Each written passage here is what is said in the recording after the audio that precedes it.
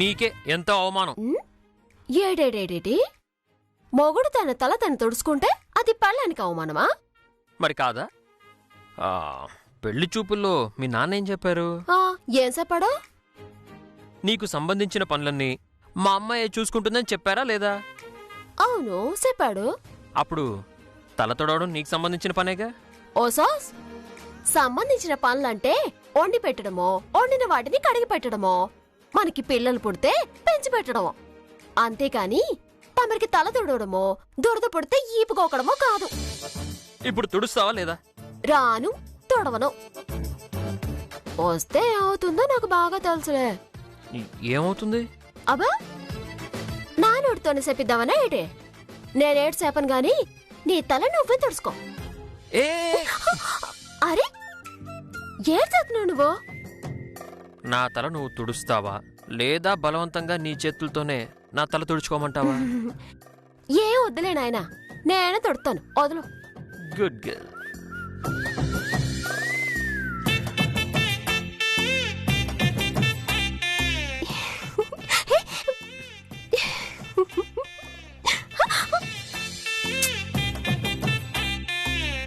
ఇదిగో నువ్వు కుదురుగా ఉంటే తొడుతాను, లేదంటే అలిపోతాను చూసుకో. సరే సరే సరే, తుడు తుడు.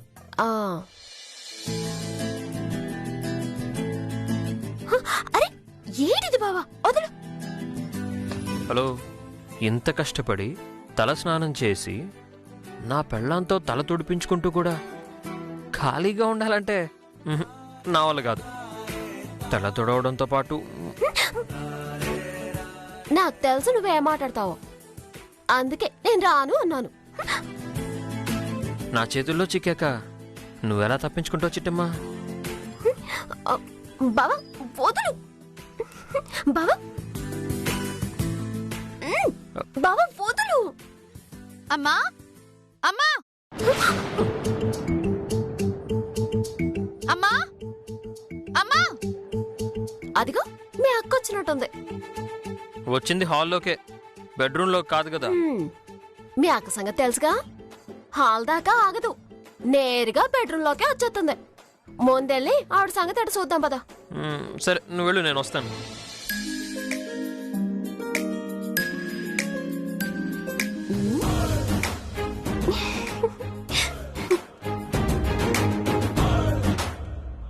అమ్మా అమ్మా. అమ్మ నీలు, ఏంటి ఫోన్ చేయకుండా ఊడిపడ్డావు? నీకు ఫోన్ చేసి రావడానికి నేనేం చుట్టూ చూపుగా రాలేదు. మరి అలిగి పుట్టింటికొచ్చేసాను. ఏటదినా అలిగి పుట్టింటికి వచ్చేసావా? అవును సిట్టి, నేనెంత చెప్తున్నా వినకుండా మన అమ్మని నాన్ని నెట్టేసి మరి పుట్టింటికి వచ్చింది. ఏ భాస్కర్, నా కూతురు అలిగి పుట్టింటికి వచ్చిందంటే మీరు మీ అమ్మ కలిసి ఏదో పని చేసే ఉంటారు. లేదంటే నా కూతురు చచ్చినా కాని పుట్టింటికి వచ్చే రకం కాదు.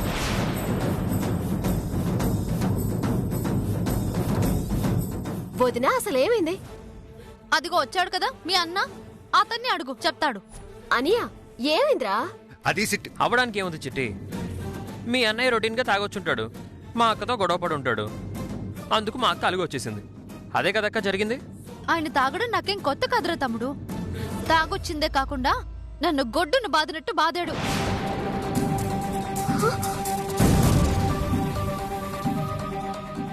ఇలా ఎన్నాళ్ళని పడతాను, ఎన్నేళ్లని భరిస్తాను. అందుకే ఆ ఇంటితో వీళ్లతో తెగదింపులు చేసుకునే వచ్చేసాను. శభాష్, మంచి పని చేశావు నీలాంబరి. ఏటత్తా చిన్నపిల్ల తెలుసో తెలియకో అలిగి పుట్టింటికొస్తే నచ్చ చెప్పి తిరిగి అత్తింటికి పంపించాల్సింది పోయి మంచి పని చేస్తావని మెచ్చుకుంటున్నావా? శాశ్వతంగా వీళ్ళిద్దరిని ఎడదేయాలని చూస్తావా?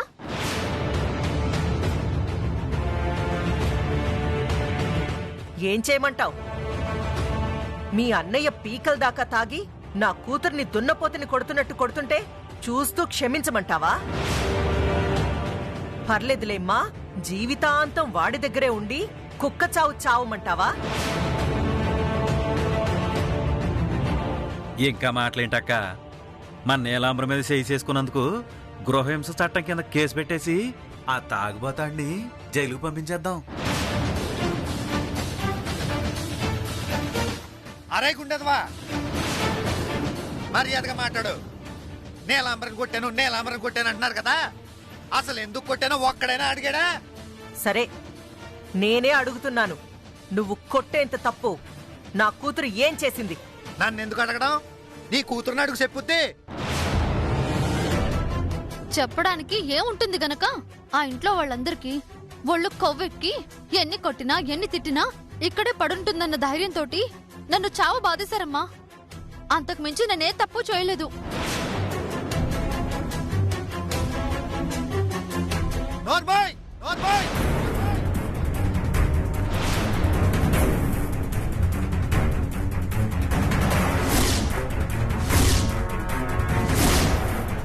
మా నాన్న మీద చెయ్యెత్తింది ఎవరే? నువ్వు కాదు.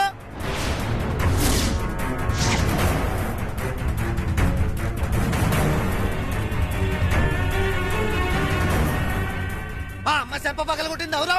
నువ్వు కాదా?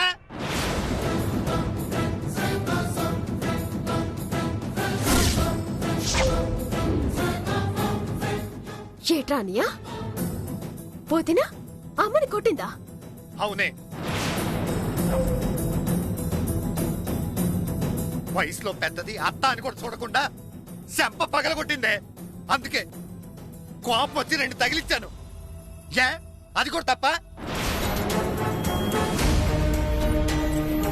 తప్పా తప్పున్నారా? నా కూతురు కొట్టిందంటే ఎందుకు కొట్టిందో అడగాల్సింది పోయి అన్నా చెల్లెళ్ళు కలిసి నా కూతురేదో చెయ్యరాని నేరం చేసినట్టుగా అలా మాట్లాడుతున్నారేంటి?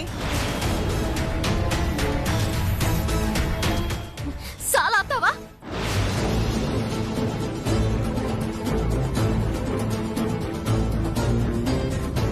అత్త తప్పు సెత్తే అత్త సింపు పగలగొట్టాల్సి వస్తే ఈ పాటికి నేను 1000 సార్లు నిన్ను కొట్టాల్సి వచ్చేది. మాటలు అనవసరం. నీ దృష్టిలో మీ అమ్మ నాన్న దేవతలు, మీ అన్న ఒక దేవుడు. కావాలంటే వాళ్ళకి రోజు పూజలు చేసి హారతి తెచ్చుకో. అది సరిపోకపోతే నెత్తి మీద ఎక్కించుకుని కాకినాడ మొత్తం ఊరేగు. అంతేకాని నన్ను మాత్రం తిరిగి ఆ కొంపకెళ్ళమని చెప్పకండి. అది కాదక్క, ఎంత కాదనుకున్నా ఆవిడ మీ అత్తగారు. ఆవిడనలా కొట్టడం తప్పు కదా. నువ్వు తప్పు చేసి నువ్వే అలుగొచ్చేయడం ఎంతవరకు కరెక్ట్? నువ్వు నోర్మీరా. పెళ్ళం కొంగు పట్టుకొని తిరిగే నీకేం తెలుసురా ఆడవాళ్ల ఆత్మాభిమానం? అత్తని కూడా చేయి చేసుకుందంటే ఆ మోగది నా కూతురి మనసుని ఎంత గాయపరుచుంటుందో. నీలో ఇంక నువ్వు చచ్చినా ఆ ఇంటి గడప తొక్కాల్సిన అవసరం లేదు. ఇక నుంచి నాకు 2 కొడుకులనుకుంటాను. నువ్వు కూడా ఈ ఇంట్లోనే ఉండు.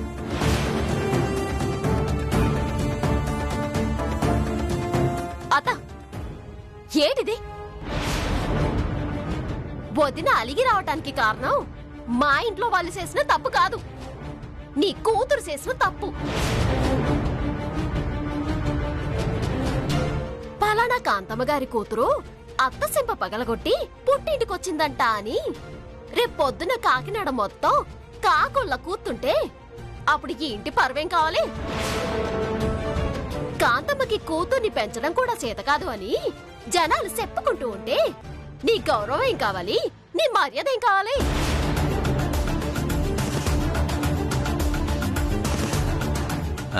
అక్కోయ్, సిట్టమ్మ చెప్పింది కూడా నిజమేనక్క.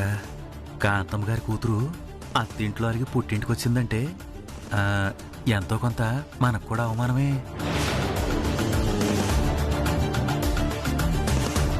మరిప్పుడు ఏం చేద్దాంరా? ఈ ఒక్కసారికి వార్నింగ్ ఇచ్చి వదిలేద్దామే. సరే చిట్టమ్మా, నువ్వన్న దాంట్లో కూడా న్యాయం ఉంది. కానీ ఇప్పుడు నీ మాటలు నమ్మి నా కూతుర్ని అత్తారింటికి పంపిస్తే మళ్ళీ ఆ భాస్కర్ తప్పతాగి నా కూతుర్ని కొట్టడని గ్యారంటీ ఏంటి? అబ్బో, మాకింకేం పని లేదు మీ కూతుర్ని కొట్టడం తప్ప. ముందు దాన్ని తిన్నగా ఉండమని చెప్పండి, ఆ తర్వాత కూడా దాని మీద చెయ్యొద్దే మీ కాల్ చెప్పించుకుని కొట్టండి. విన్నావు కదా వదినా? వాళ్ళు పేరుకే నీకు అత్త మావ అయినా నిన్ను కన్న తల్లిదండ్రి కంటే ఎక్కువ ప్రేమగా చూసుకుంటారు. ఆ విషయం నాకెంతో తెలుసో నీకు అంతే తెలుసు.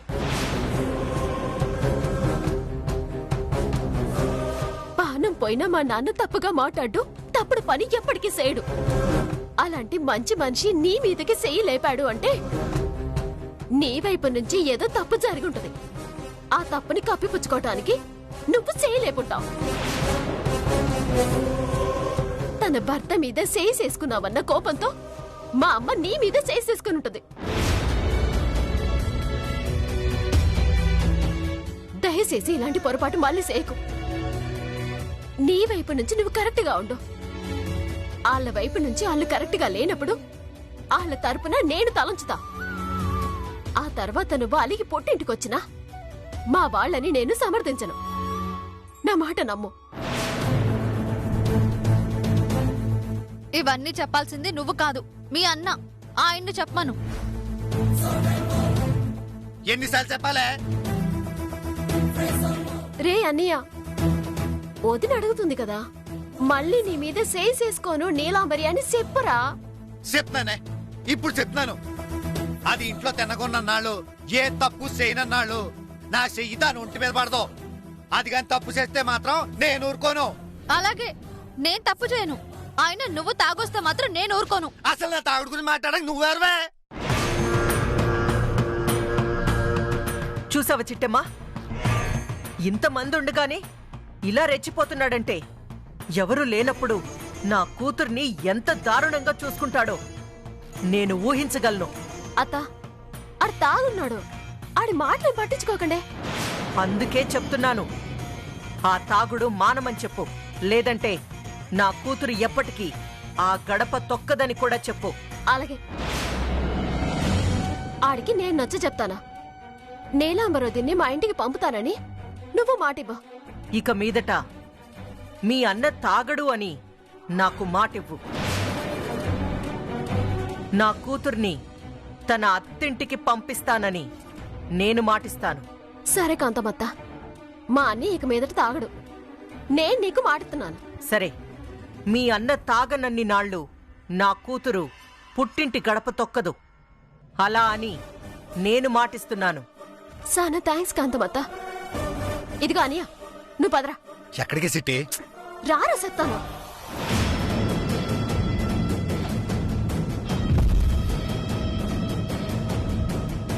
అమ్మా, హ్మ్? ఎంతో కష్టపడి తిరిగి పుట్టింటికొస్తే మళ్ళీ నువ్వు అత్తింటికి పంపిస్తావా? నువ్వు నోర్ముయివే. ఈ కాంతమ్మ ఏం చేసినా దాంట్లో ఒక అర్థం ఉంటుంది. కాస్త వెయిట్ చేయి. రిజల్ట్స్ మనకే అనుకూలంగా వస్తాయి. ఒరే అవతారం, అక్క అర్థమైందక్క. హ్మ్.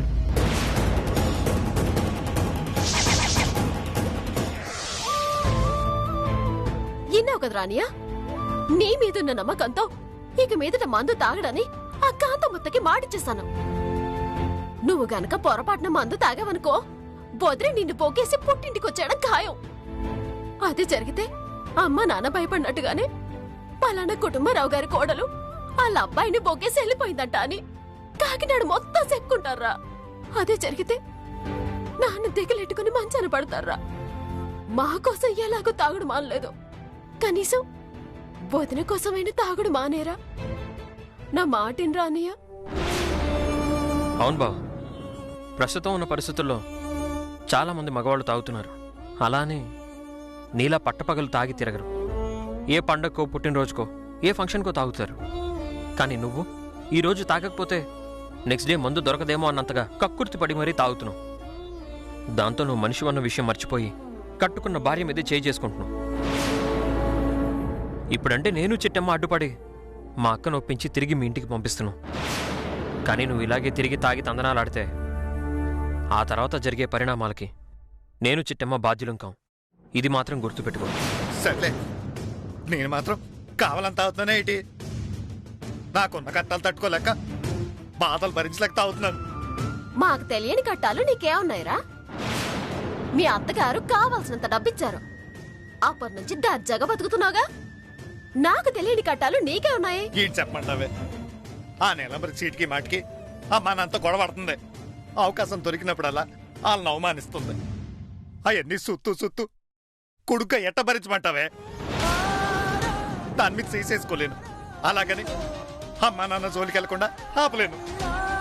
ఒకవైపు సుత్తే పెళ్ళం, మరోవైపు చూస్తే అమ్మా నాన్న. వీళ్ళిద్దరి మధ్య నలిగిపోతున్నానే. ఎవరికి చెప్పుకోలేక, చెప్పుకోవడానికి మనసులు లేక నరకం అనుభవిస్తున్నానే. అందుకే ఎవరేమన్నా అనుకోని అని తాగెత్తున్నాను. తప్పురా అనియా. కష్టాలు తప్పించుకోవడానికి తాగడం మొదలెడితే ఈ భూమి మీద 30 మంది తాగుతూనే బతుకుతారు. సమస్యకి పరిష్కారం తాగుడు కాదురా. నా మాటినరా అన్నయ్య. ఇక మీదట నువ్వు పొరపాటున తాగినా వదిలి నిన్ను నొక్కేసి వచ్చేస్తుందిరా. ఆ తర్వాత నువ్వు సచ్చినట్టు హిడాకులు ఇవ్వాల్సి వస్తుంది. అదే జరిగితే మంచి పెళ్ళాన్ని నువ్వు పోగొట్టుకున్నాడు అవుతావు. జరిగిన దానికి జీవితకాలం ఏడుతావురా. సర్లే సర్లే, నువ్వు చెప్పావు కదా, ఇక మీద తాగంలే. అలా అని నాకు మాటివ్వు. మాటే కదా, ఆలోచిస్తానులే. ఆలోచించడం కాదు, మాటివ్వు.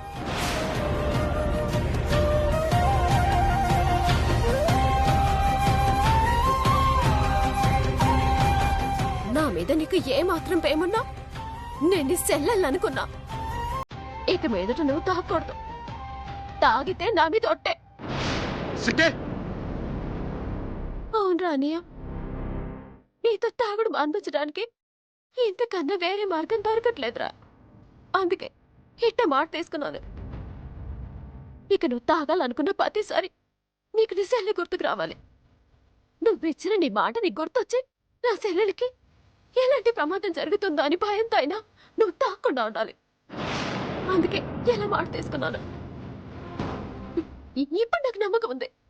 ఎందుకంటే సెల్లె మీద ఒట్టు పెట్టి ఏ అన్న తప్పు చేయడు. సర్లే సిట్టే,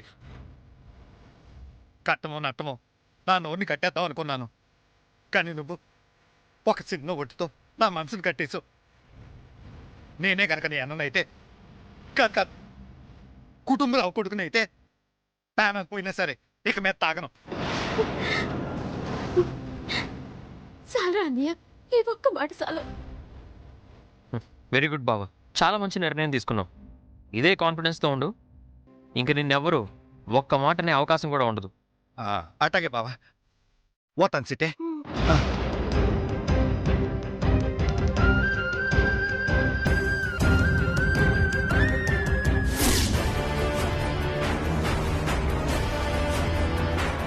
ఓహో, సిట్టెమ్మ అన్నకి గట్టిగానే తాళం వేసింది.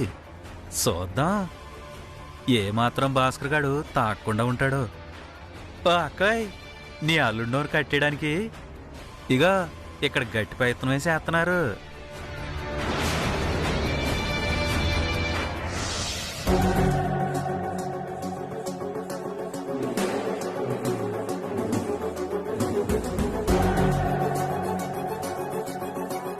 ఇప్పుడేంటి? ఆ తాగుబోతోడితో కాపురం చేయనంటావు అంతేగా? అవునమ్మా, తాగి రావటము, ఇష్టం వచ్చినట్టు బాగటము, నన్ను చావ బాధడం తప్ప వేరే పనేం లేదు ఆ పాలుడికి. అందుకే అతనికి విడాకులు ఇచ్చేద్దాం అనుకుంటున్నాను. ఏం మాట్లాడుతున్నావే? కట్టుకున్న మగుడు తాగొచ్చాడనో 4 సివాట్లు పెట్టాడనో ఎడాకులు ఇచ్చేస్తే కాకినాడలో మీ అమ్మ పరువేం కావాలి? కావాలంటే వాడికి వార్నింగ్ ఇద్దాం, అంతేగాని ఎడాకులిస్తానని మాత్రం అనుకో. నోర్మోయ్, గుండు సన్నాసి. ఆడవాళ్ల బాధలు నీకేం తెలుసురా? కట్టుకున్న మొగుడు తాగొచ్చి పశువులా ప్రవర్తిస్తే ఆ బాధ ఎలా ఉంటుందో కట్టుకున్న ఆడవాళ్ళకే తెలుసు.